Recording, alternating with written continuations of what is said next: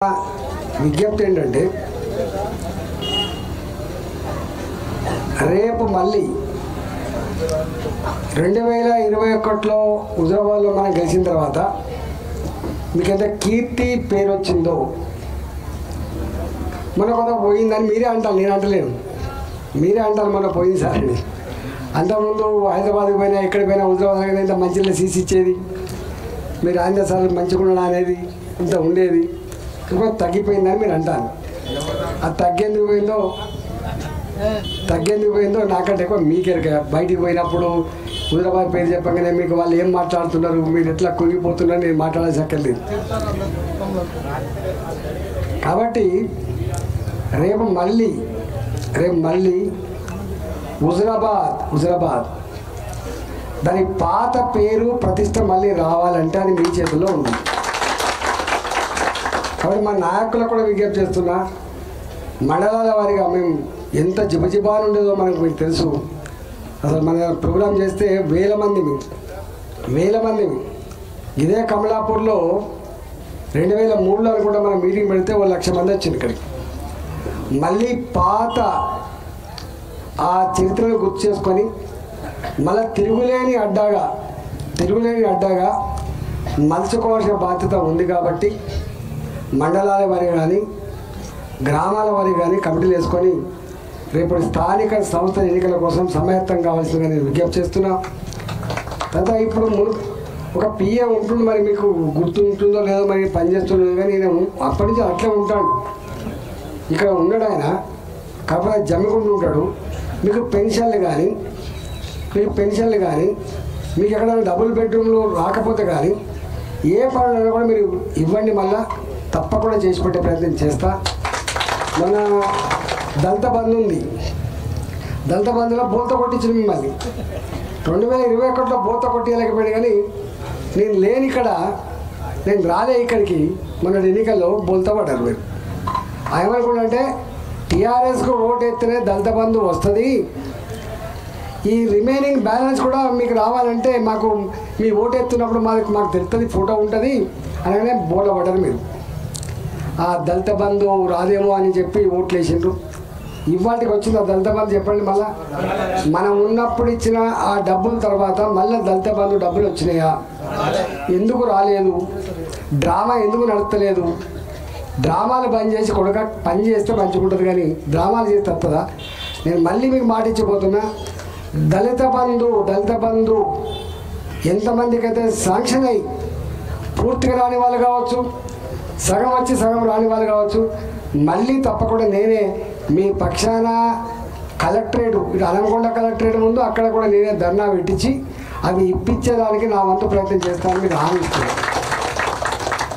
నేను హుజరాబాద్ నియోజకవర్గంలో దళిత జాతికి మళ్ళీ నేను విజ్ఞప్తి చేస్తున్నా, నీ దళిత బంధు నేను రిజైన్ చేస్తే మాత్రమే వచ్చినాయి, గుర్తుపెట్టుకోండి.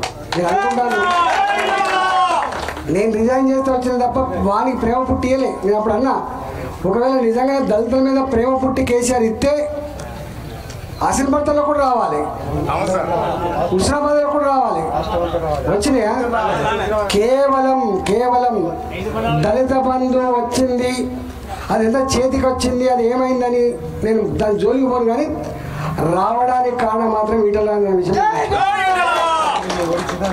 అందుకని ఇచ్చింది ప్రేమతో ఇస్తేనేమో వానికి మన లాయల్గా ఉండాలి, బాడీ ఇంటెన్షనల్గా ప్రేమతో ఇస్తే లాయల్గా ఉండాలి. కానీ తెచ్చింది అన్న రాయంద్రనకుండా అన్నా వాళ్ళకుండా గుర్తుపెట్టుకోండి.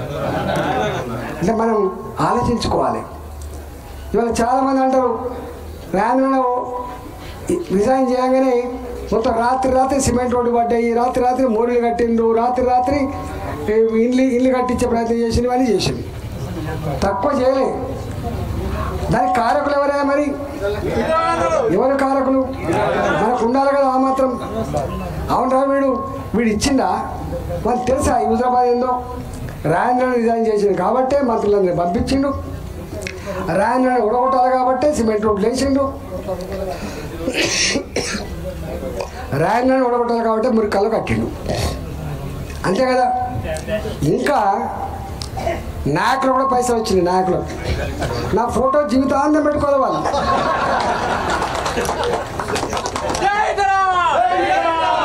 నా జీవితాంతా నా ఫోటో పెట్టుకోవాలి.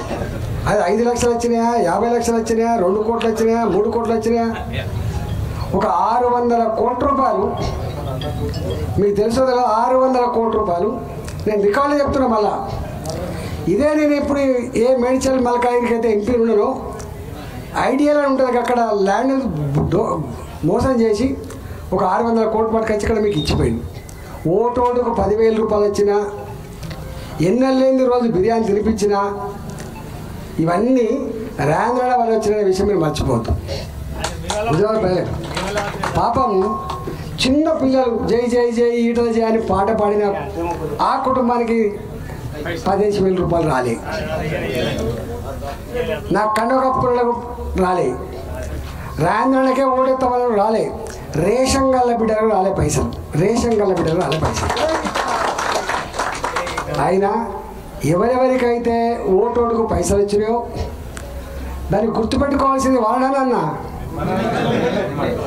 ఎవరెవరినైతే నాయకులకు పైసలు వచ్చి అప్పులు పోయి మంచి కార్లు వచ్చినాయో, బిల్డింగ్లు వచ్చినాయో, ఎవరిని గుర్తుపెట్టుకోవాలి? వల్ల నన్నే గుర్తుపెట్టుకోవాలి.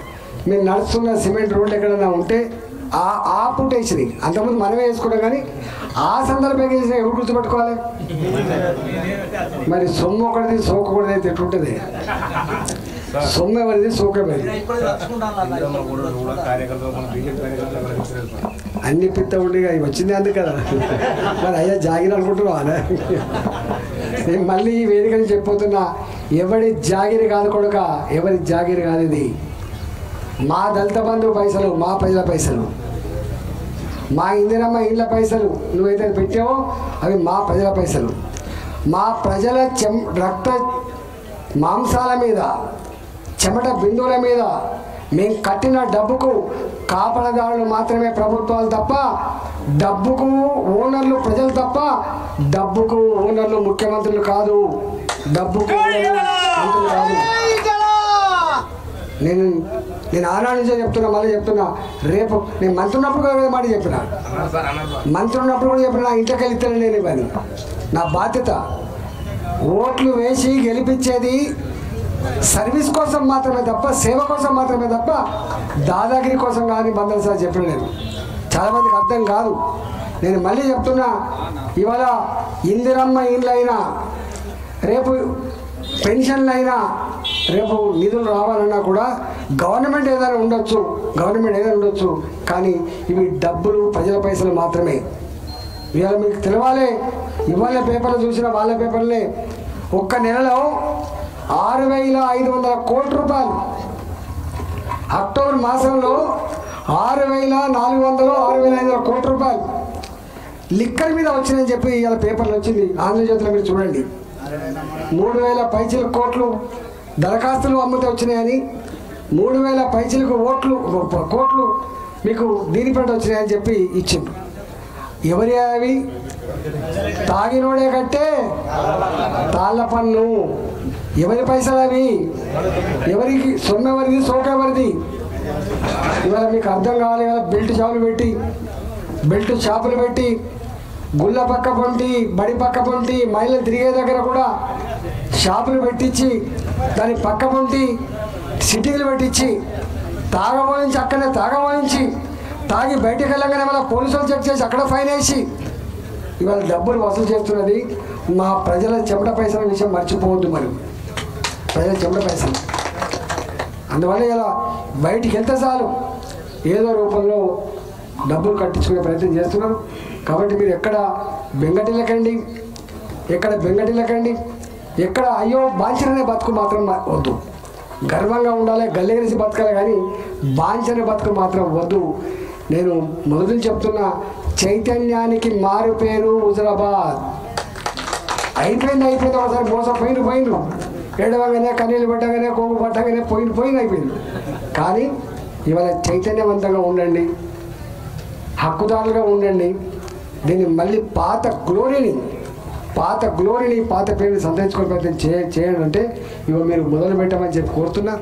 ఇవాళ మొత్తం నేను మళ్ళీ ఎన్నికలప్పుడు కాదు, 4 మండలాలు 5 మండలాలు అన్ని ఎన్నికలకు తప్పకుండా నేనే వస్తా, అప్పీల్ చేస్తా. మీరు అర్థం చేసుకొని ఆశీర్వదిస్తారని చెప్పి భావిస్తూ ఉన్నాం. 25 ఏళ్ళు మీకు తెలుసు, మేము డబ్బులు నమ్ముకున్న వాళ్ళం కాదు. డబ్బులు నమ్ముకోలే, మద్యాన్ని కూడా నమ్ముకోలే. మేము ధర్మం నమ్ముకున్న వాళ్ళం, మేము ప్రజల్ని నమ్ముకున్న వాళ్ళం. మేము ఎక్కడైనా హుజరాబాద్లో ఒక మనిషి ఇగో ఈ ర్యాంక్లో ఉద్యోగం ఇప్పిస్తా అని చెప్పి 1 లక్ష రూపాయలు ఇచ్చిన చరిత్ర చెప్తారా మీరు? ఓ డబుల్ బెడ్రూమ్ ఇచ్చి పైసలు తీసుకుంటే చెప్తారా? ఓ రోడ్ వేసిన కాంట్రాక్టర్కి డబ్బులు ఇచ్చిన చెప్తారా మీరు? ఎక్కడ నేను మీకు ఏం చేసినో చేసి చెప్పుకోవద్దు కాబట్టి చెప్తానండి. నేను చేసి చెప్పుకోవద్దు, మనం ఇచ్చింది మళ్ళీ చెప్పుకోవద్దు కాబట్టి చెప్తానండి. నేను కరగబెట్టుకొని అనేక రకాల బాధలు అనుభవించి దీన్ని నడుపుకున్నాం. కాబట్టి రాబోయే కాలంలో మళ్ళీ అట్లాంటి పరిస్థితి రావాలంటే, ఈ డబ్బుల రాజ్యం, మద్యం రాజ్యం పోవాలంటే ధర్మానికి ఓటేసే ప్రయత్నం చేయమని చెప్పి కూడా చెప్తా ఉన్నాం. నేను 2021లో బిడ్డవాడు పువ్వు ఇస్తాడంటాను, పత్రాన్ని ఇస్తావని అన్నాను. ఆయన వాడికి ఒక పుక్క డబ్బు వాడు ఇస్తాను, నేనెట్లీ అని అడిగిన. నేను కాదు బిడ్డ, ధర్మం చచ్చిపోవద్దు అనుకుంటే కొంత చేయాలి కదా అన్నాను. అంటే ప్రజలు డిమాండ్ చేశారు. కాబట్టి నేను ఒకటే, రాబోయేటువంటి ఎన్నికల్లో మీరు మళ్ళీ ప్రజల మధ్యలో ఉండి ప్రజల నోట్లు నాలుకలాగా ఉండే నాయకుని మీరు గెలిపించుకోండి. మీరే మీరు చూస్ చేసుకోండి. మాకు ఈ సర్పంచ్ కావాలి, గానే గెలిపించుకుందాం. గిన మాకు ఎంపీటీస్ కావాలి, గానే గెలిపించుకుందాం. ఓకే, మాకు జడ్పీటీస్ కావాలి, గానే గెలిపించుకుందాం. తప్ప మీరు గాడిదలకు గడ్డి వేసి ఆవులకు పాలు పిండితే రావని ఏదైతే చెప్తారో అట్లాంటి పని జరగకుండా చూసుకోవాల్సిన బాధ్యత హుజరాబాద్ ప్రజానీకం మీద ఉంది. దానికి చెప్పాల్సిన బాధ్యత నాయకుల మీద ఉందని చెప్పి మనం చేస్తూ ఇవాళ జైనటువంటి మీ అందరికి కూడా ధన్యవాదాలు తెలియజేస్తూ, నాకు మళ్ళీ ఎన్నికల ప్రచారం ఉంది, నేను వన్ అవరే వస్తా అని చెప్పిన, మళ్ళీ 3-4 రోజులతో వస్తా అని చెప్పి మీకు విజ్ఞప్తి చేస్తూ నమస్కారం. భారత్ మాతాకి, భారత్ మాతాకి.